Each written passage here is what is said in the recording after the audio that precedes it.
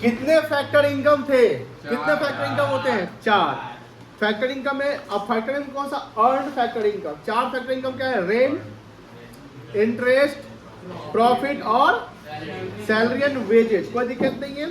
Earn by resident individual during an one accounting year within economic territory as well as from rest of world. Only earn income will be the part of national income. Earn income को हम national income का part नहीं मानते हैं। इस income को हम transfer income भी कहते हैं।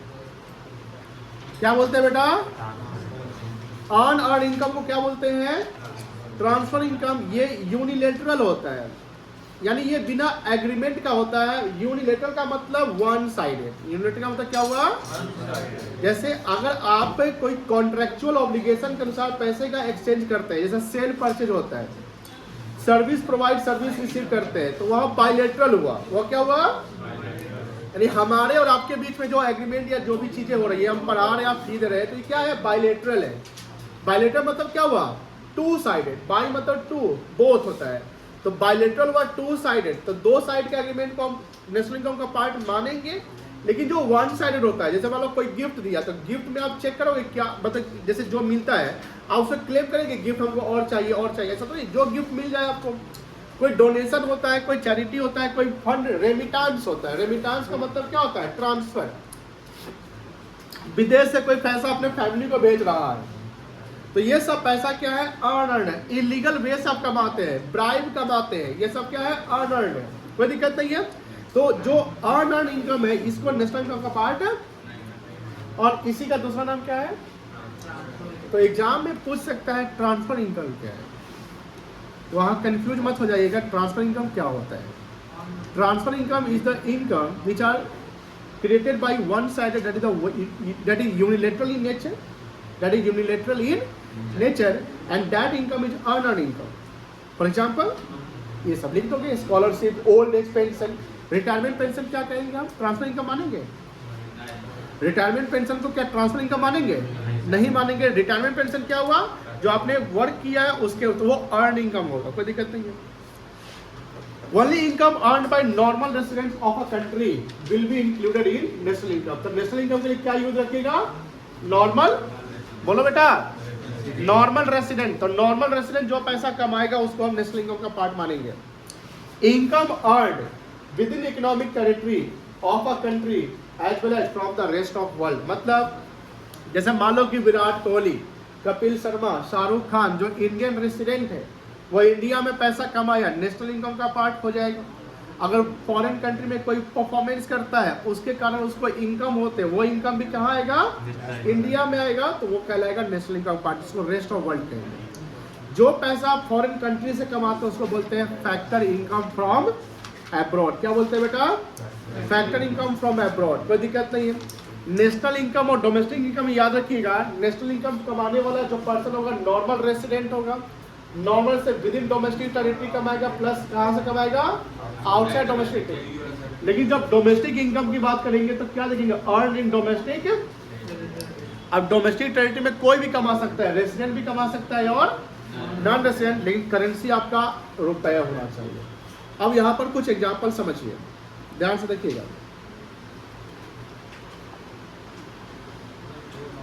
जैसे मान लो कि नॉर्मल रेसिडेंट है,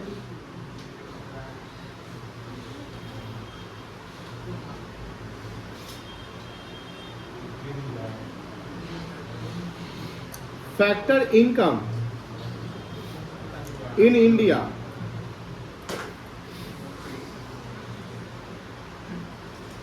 मान लो 70,000 कमाया। कितना कमाया? 70,000।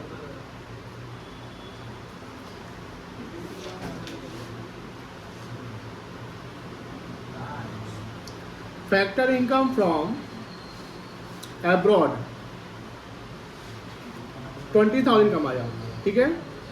टोटल नॉन रेसिडेंट कितना कमाया? सॉरी, नॉर्मल रेसिडेंट कितना कमाया?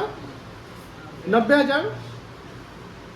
अब कमा लिखते हैं, नॉन रेसिडेंट की बात करते हैं। नॉन रेसिडेंट पैसा इंडिया में कमाएगा तो पैसा कहां जाएगा? उसको बोलेंगे फैक्टर इनकम टू अब्रॉड। ये वर्ड याद रखिएगा।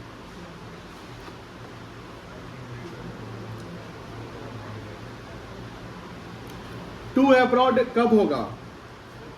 जब आपका करेंसी आउटफ्लो करेगा।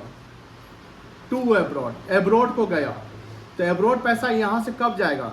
जब हम बच्चा तुम नहीं जाना है, जब इंपोर्ट करेंगे तब, या कोई foreign players, foreign company India में आकर बिजनेस करती है और इंडिया से बिजनेस करके प्रॉफिट ले जाती है, पैसे कमा कर ले जाती है, चाहे वो सैलरी के रूप में ले जाए, रेंट के रूप में ले जाए, इंटरेस्ट के रूप में ले जाए, डिविडेंड के रूप में ले जाए, या प्रॉफिट के रूप में ले जाए।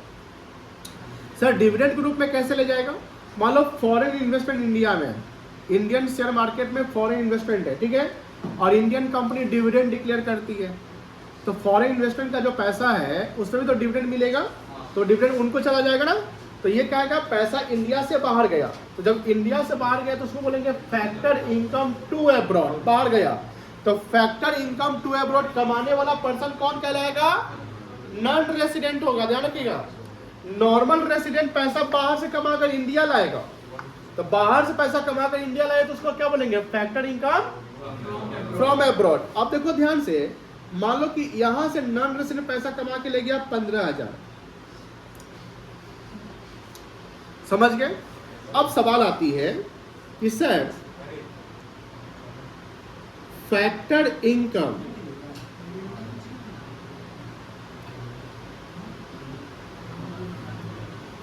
फ्रॉम अब्रॉड कितना है? 20,000 है।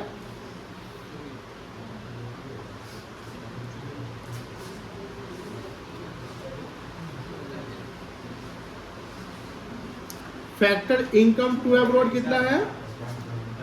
बताइए। नेट क्या है आपका? आउटफ्लो है कि इनफ्लो है?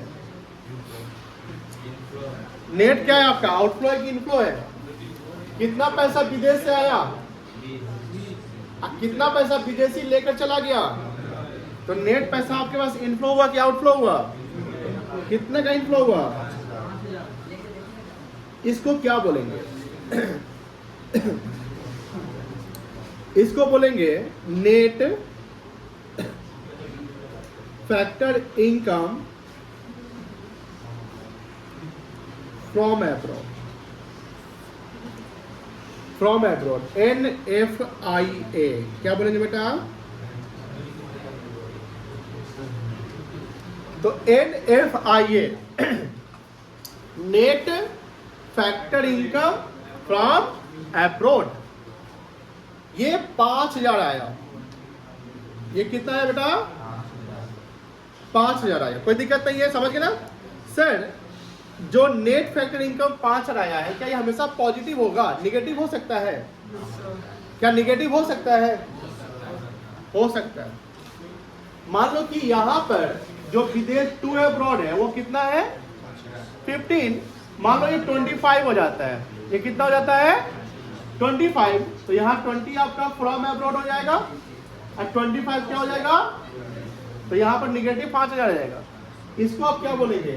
बोलो, इसको क्या बोल सकते हैं? Net factor income to abroad बोलना पड़ेगा। टू अब्रॉड कब यूज होगा?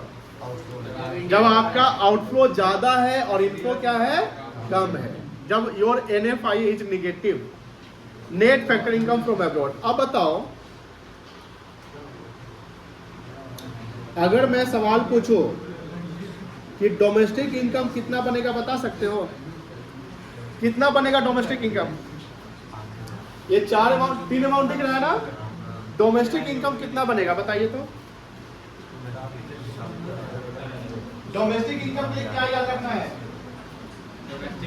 डोमेस्टिक टेरिटरी याद रखना है। डोमेस्टिक इनकम के लिए क्या याद रखना है? Normal resident plus non resident, कोई भी कमाए, बोलो हाँ यार। तो बताओ डोमेस्टिक इनकम कितना बनेगा? 85। और कोई बोल सकता है कितना बनेगा डोमेस्टिक इनकम? 85। और कोई? लड़का है तो पढ़ाई में फोकस नहीं करेगा तो कैसे काम चलेगा? यहाँ हमने एग्जाम्पल समझाया है, सुनो यहाँ पे। ए उमंग, बात नहीं बेटा। नॉर्मल रेसिडेंट कितना कमाया है? नो, किसका कॉल है? ठीक है। नॉर्मल रेसिडेंट डोमेस्टिक टेरिटरी में कितना कमाया है? ध्यान से फोकस करो। और रेस्ट ऑफ वर्ल्ड यानी एब्रॉड से कितना कमाया? तो जो एब्रॉड से कमाया क्या उसको डोमेस्टिक टेरिटरी का पार्ट मानेंगे? तो क्या ये डोमेस्टिक इनकम में जुटेगा? नहीं जुटेगा। डोमेस्टिक इनकम में क्यों नहीं जुटेगा? बिकॉज डोमेस्टिक टेरिटरी में अर्न नहीं किया गया। हमने क्या बताया कि डोमेस्टिक इनकम के लिए डोमेस्टिक टेरिटरी को ध्यान रखिए। तभी आप जवाब नहीं देते हैं।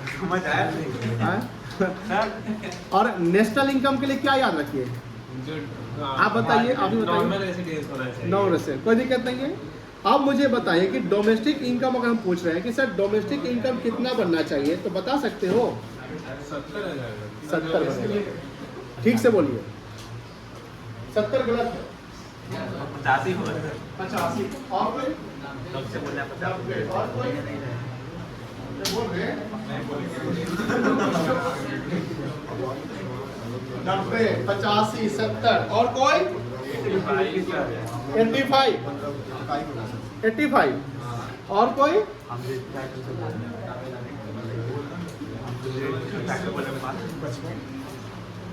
बोलो। यहाँ पर डोमेस्टिक इनकम के लिए हमको डोमेस्टिक टेरिटरी देखना है। बोलो हाँ ना। कितना बार बता चुके हैं?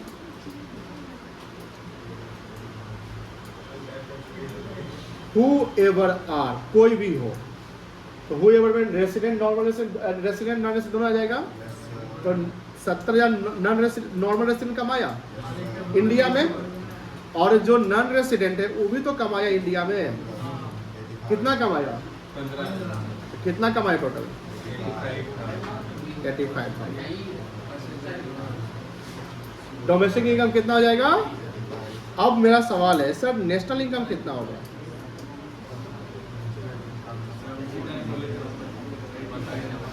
नेशनल इनकम कितना होगा बता सकते हैं?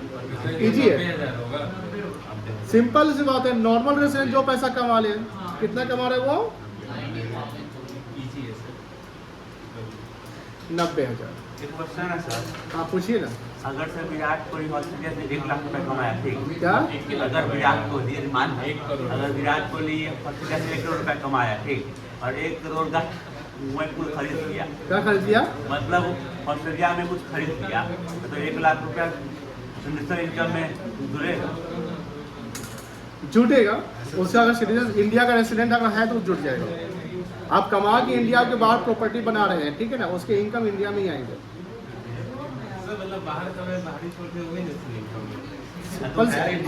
अगर आप नॉर्मल रेसिडेंट इंडिया के तो नॉर्मल तब इंडिया में इनकम हो जाएगा आपका। कैसे? वो तो इंग्लैंड में कमाए, इंग्लैंड ही में रखती है। क्या बोल रहे हो? अगर नहीं फिर समझ रहे हैं आप लोग। हम मेरे बात ये क्या, इंडिया पैसा नहीं है बट इनकम एक्रू और अराइज इन इंडिया हुआ ना।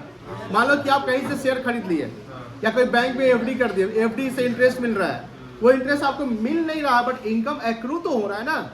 आप एक्रूअल कॉन्सेप्ट पढ़े होंगे ना। एक्रूअल कॉन्सेप्ट क्या होता है? इनकम अराइज और accrue with in the accounting year. तो अगर आप इंग्लैंड में है लेकिन आप रेसिडेंट इंडियन है, सपोज कि आप रेसिडेंट इंडियन नहीं होंगे, अगर मान लेते हैं विराट कोहली इंडिया में रहता ही नहीं है, बहुत कम रहता है, उसके भी क्राइटेरिया है, वो क्राइटेरिया हमको जानना है। तो विराट कोहली अगर रेसिडेंट इंडिया में रहता ही नहीं है मान लो, तो अगर लंदन कमा रहा है तो पैसा नेशनल इनकम का पार्ट नहीं होगा। अब मान लो कि विराट कोहली इंडिया में आया, सिर्फ आईपीएल खेल के फिर भाग गया, आईपीएल खेल के चला गया, तो विराट कोहली तो नॉन रेसिडेंट था, इवन दो इंडियन सिटीजन है, सिटीजनशिप अलग होता है। तो इंडियन सिटीजन है बट उस साल वो इंडिया में विराट कोहली नहीं रहा है, तो नॉन रेसिडेंट की कैटेगरी में आ गया। तो वो इंग्लैंड रह रहा है लेकिन मान लो कि आईपीएल खेला, आईपीएल से उसको 25 करोड़ मिले और फिर वो इंग्लैंड चला गया। तो जो 25 करोड़ है, ये जो पार्ट है अर्न किया गया पर्सन है नॉन रेसिडेंट, और अर्न कहाँ किया गया? तो डोमेस्टिक टेरिटरी में। तो ये जो पैसा 25 करोड़ है ये नेशनल इनकम में नहीं जुटेगा। सर क्यों नहीं जुटेगा? बिकॉज नॉन रेसिडेंट कमाया है, ये पैसा एब्रोड चला जाएगा, लेकिन पैसा अर्न कहाँ किया गया? ये पैसा डोमेस्टिक इनकम में जुट जाएगा। डोमेस्टिक इनकम में जोड़ने के लिए, या डोमेस्टिक इनकम कौन सा इनकम होगा जो विद इन डोमेस्टिक टेरिटरी कोई भी कमा ले। जापानी कंपनी इंडिया कमा रही डोमेस्टिक इनकम, इंग्लैंड की कंपनी कमा रही, इंग्लैंड के प्लेयर्स कमा रहे, इंग्लैंड के अंपायर कमा रहे, कोई भी इंडिया में जनरेट हो रहा है। बताइए यहाँ पर आपको लैंड देखना है, और डोमेस्टिक टेरिटरी में यहाँ पर इकोनॉमिक टेरिटरी देखना है। क्या देखना है बेटा? Economic territory. इकोनॉमिक टेरिटरी क्या? आपका जो लैंड एरिया है उसके अलावा 12 नॉटिकल माइल्स चलता है, कोई दिक्कत नहीं है। क्लियर है? ये लिखे हैं, कहाँ से लिखना है आपको? यहाँ से लिखना है, इसको नोट डाउन करिए, फिर आगे भी हम लोग करेंगे।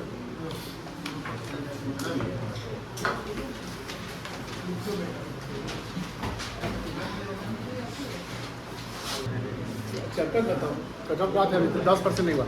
अच्छा ये बताओ, ये बउआ हमारा NFIA इसका फुल फॉर्म क्या है? कितना आया था? ये जो 5 आया, ध्यान सुनिएगा, क्या ये फ्रॉम अब्रॉड और टू अब्रॉड को एडजस्ट करने के बाद आया है? बोलो हाँ है ना? यानी हम कह सकते हैं जो 5 रुपये आया है वो 15,000 जो टू अब्रॉड गया है उसको एडजस्ट कर दिए, कह सकते हैं नलीफाई कर दिए। यानी 20,000 आया फ्रॉम अब्रॉड, 15,000 गया, तो 15 जीरो कर दिए, बचा फ्रॉम अब्रॉड कितना? 5,000। वो 5,000 जो पैसा है कहीं ना कहीं हमारे पास आ गया हुआ है। तो हमारा जो डोमेस्टिक इनकम था, ध्यान सुनिएगा, हमारा जो डोमेस्टिक इनकम था वो कितना था? 85,000 नहीं, हाँ 85,000। और हमारा नेशनल इनकम कितना है?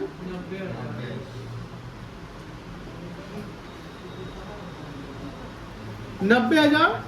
तो मुझे बताओ डोमेस्टिक इनकम में क्या जुट रहा है?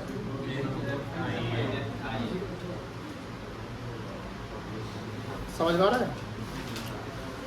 डोमेस्टिक इनकम में क्या जुट रहा है? यानी यहां पर समझो 85,000 डोमेस्टिक इनकम। ध्यान सुनिएगा, सारे सवाल अब इसी पैटर्न पे बनने वाले हैं। डोमेस्टिक इनकम कितना है मेरा? 85। नेशनल इनकम कितना आया था? 90,000। Domestic income 85, national income 90। ठीक है, अब बात हो रही है कि सर बीच का जो डिफरेंस है 5,000 का है। ये 5,000 का रिजल्ट क्या था?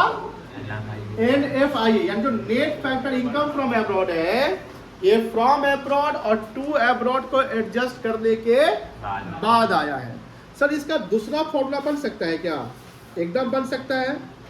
डोमेस्टिक इनकम, ध्यान सुनिएगा, नेशनल इनकम निकालने के लिए प्लस फैक्टर इनकम। यहां वर्ड फैक्टर लिख रहे हैं, नेट नहीं लिख रहे। जब नेट लिखेंगे तो समझ लो कि फ्रॉम अब्रॉड और टू अब्रॉड दोनों एडजस्ट हो चुका है। नेट, हम यहाँ नेट नहीं लिख रहे हैं, फैक्टर इनकम फ्रॉम अब्रॉड। अब बताओ नेशनल इनकम निकालने के लिए फैक्टर इनकम फ्रॉम अब्रॉड का मतलब नॉर्मल नेशनल कमा के आया तो नेशनल इनकम का पार्ट होगा, बोलो हाँ है ना? इसलिए उसको प्लस कर लेंगे।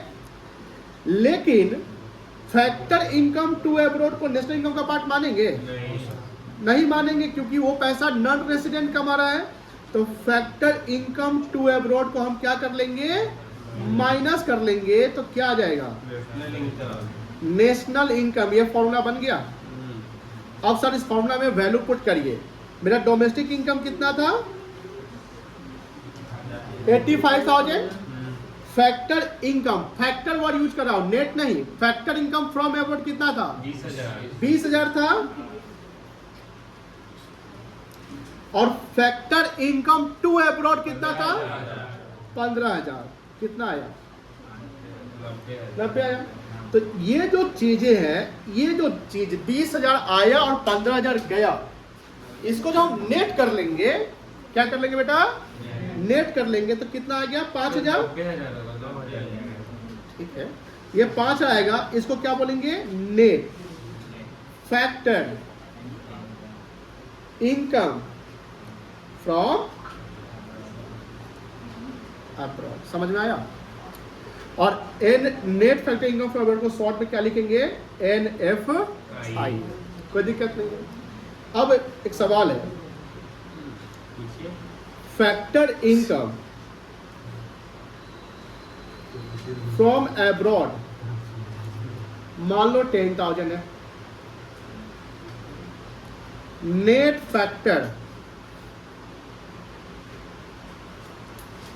शॉर्ट में लिख देंगे बाद में, ठीक है। इनकम 2 बार लिखा गया,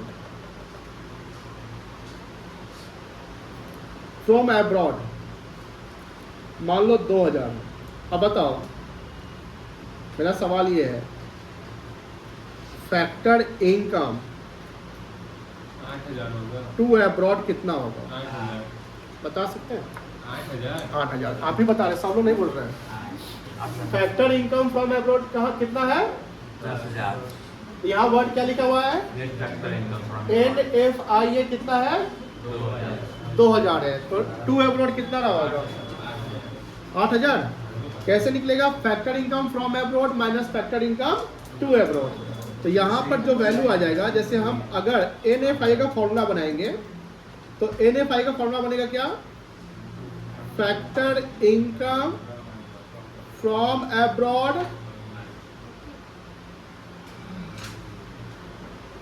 minus factor income to abroad. तो NFI तो मेरा दिया हुआ है 2000, बोलो हाँ या ना? 2000 इक्वल्स टू फ्रॉम अब्रॉड कितना दिया हुआ है? 10,000। टू अब्रॉड नहीं दिया हुआ, फैक्टर इनकम टू अब्रॉड नहीं दिया हुआ, कोई दिक्कत नहीं है। तो फैक्टर इनकम टू अब्रॉड नहीं निकल जाएगा? ये पॉजिटिव है तो इधर आ जाएगा तो क्या हो जाएगा? तो फैक्टर इनकम टू अब्रॉड कैसे निकलेगा?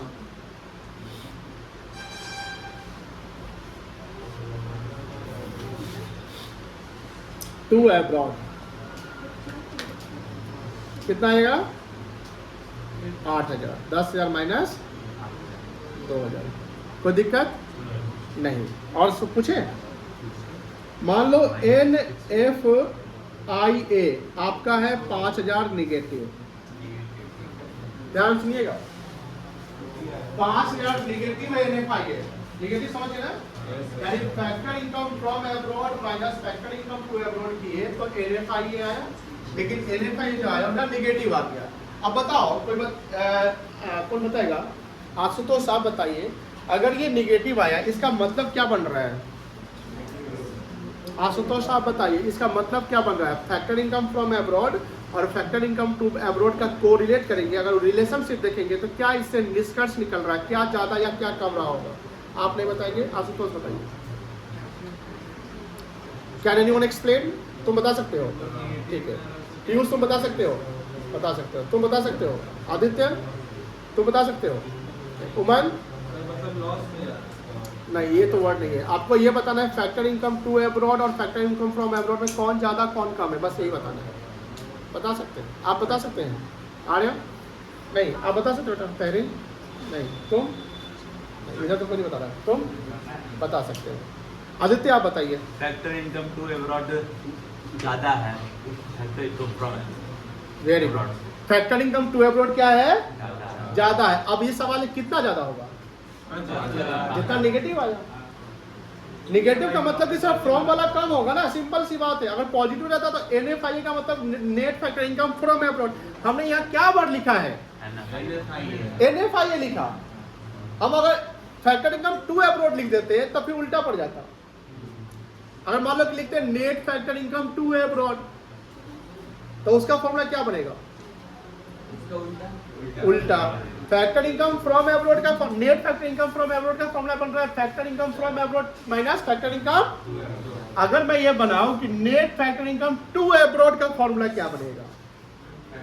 Net factor income to abroad का फॉर्मूला क्या बनेगा? तो क्या फॉर्मूला होना चाहिए? Factor income to abroad minus factor income from abroad. अब मान लो कि NFIA मेरा 5 निगेटिव है और फैक्टर इनकम फ्रॉम अब्रॉड